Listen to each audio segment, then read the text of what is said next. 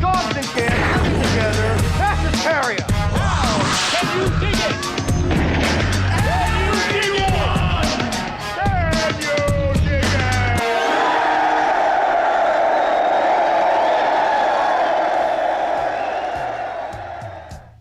What's up, freak shows, and welcome back to the Lucid Nightmare.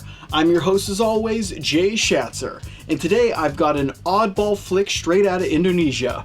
It is Sisworo Putra's 1982, just really strange, surreal, nightmarish flick.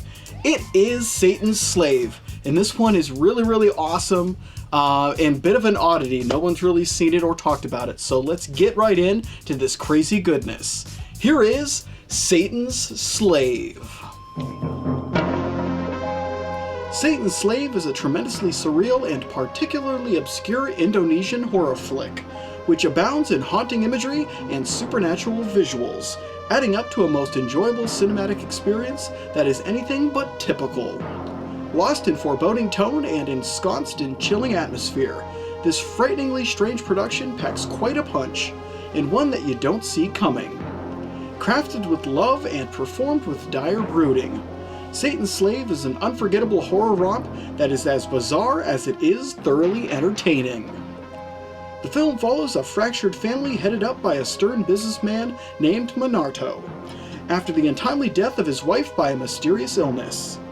Collectively mourning, Monarto and his two children Rita and Tommy struggle in their own personal ways with the pain, eventually opening up their household to demonic forces who want to fill the void of loss with endless torment.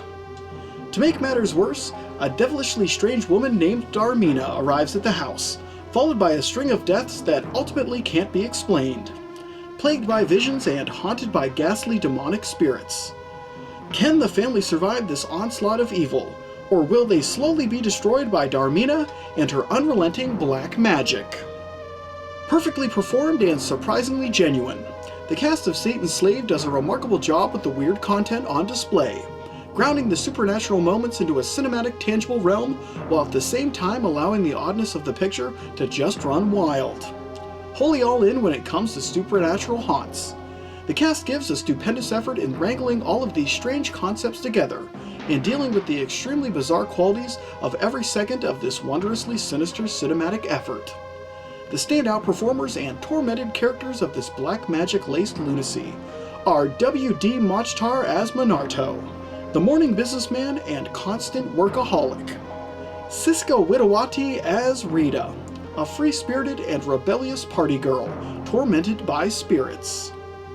Fachrul Razi as Tommy, an inquisitive yet mischievous kid who is determined to save his family. Ruth Pelopessi as Darmina, the mysterious and diabolically demonic housekeeper drenched in black magic. Simon Cater as Herman, Rita's piano-playing boyfriend and relentless spectral tormentor. And finally, Him Domsik as Mr. Karto, the family's frail and sickly servant transformed into a bloodthirsty demon. Across the board, from living to dead, the cast does an exceptionally good job in bringing this demented film to life, as each performer injects a wild persona into their character that matches perfectly against the otherworldly qualities of this supernaturally supercharged flick. When it comes to Satan's Slave, the real standout is the outstanding atmosphere and the surprisingly unsettling imagery on display. From ghoulish ghosts to zombified specters, the special effects and practical effects of the picture are genuinely creepy and insanely effective in chilling the bones and creating a cinematic visual scape that is wonderful to get lost in. The imagery is stark and the visuals are to die for, which creates a nightmarish world that truly feels cursed and plagued by malevolent spirits. The film is just drenched in a spooky tone and atmosphere that lies thick throughout most of the movie, gifting the production with a top-notch feel that could rival most any big-budgeted horror productions. The sense of danger and despair is rife within Satan's Slave, and there's no doubt that you could truly get lost in its wild supernatural mayhem and ghastly spectral hauntings. If you enjoy cinematic oddities that tell a haunting story and have the conviction to put everything they can in creating its fully believable nightmarish world, then this little unsung and forgotten flick is right up your alley. In the end, Satan's Slave is a tremendously engaging and undeniably frightening Indonesian horror flick that's remarkably ambitious and completely supernaturally sick. And there you have it, you ghosts and ghouls. That is the fantastic and really, really exciting kind of supernatural horror flick. That is Satan's Slave. Just a really interesting film out of Indonesia, and really, really well done, really well crafted, and just love the amazing visuals on display, some haunting stuff. But guys, that is it for me today. Hope you enjoyed that one, and I hope you like what I'm doing here. If you do, please like and subscribe. And if you have time, leave a comment below because I'd love to hear from you. But until then, I'll see you all at the next movie review.